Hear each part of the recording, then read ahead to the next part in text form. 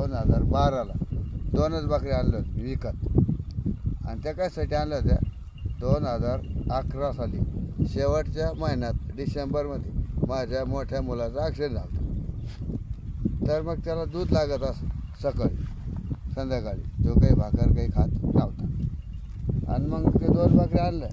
2 बकऱ्याचं मग 9.5 वर्ष तो असा बेडवरच होता. आणि मग त्याच्यासमोर देखभाल करण्यासाठी त्याची आई 9.5 वर्ष घरीच पुढे जात नसे. आणि नंतर मग मी माझ्या उद्योगाला जायचो आपलं पाईपलाईनचं लिकेज जोडण्यासाठी. पण त्याच्यातून त्या टायमाला मला 1000 यायचे दिवसात, कधी 1500 यायचे, कधी 2000 यायचे, कधी कधी 3000सुद्धा यायचे. तर मग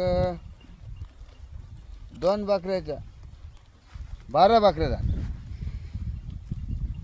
2 बकऱ्याच्या 12 बकऱ्या. जेव्हा आम्ही बकरी आणली, बकरी जाण्याला आम्हाला करडासुद्धा काढ देत नव्हते. मग त्यावेळेस आम्ही भाऊसाहेबला न्यायचो करडा काढायला, कारण आम्हाला माहिती नाही ना त्याच्यातली. मग असं करून मग 12 बकऱ्या झाल्या. मग पाईपलाईनचं काम करायचो. नंतर मग त्या माझ्या मोठे बंधू रावसाहेब बाबा त्यांच्याकडे मी बकऱ्या द्यायला सांभाळायला.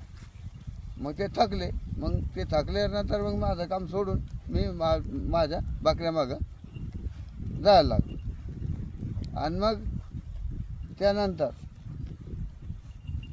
आपल्या मुलांनी आणखीन 1.5 लाखाच्या बकऱ्या विकत आणल्या गणेशला.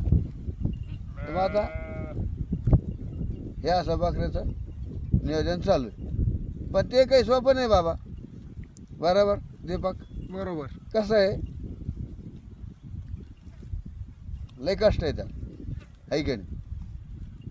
कष्ट म्हणजे पाण्या पावसाचं, पांदीचा रस्ता, चिखोल, हे सोपं नाही. हे 4 महिने गेले का मग आपण व्यवस्थितपणे त्याचं देखभाल करू शकतो. बस असा विषय माझा स्वतःचा.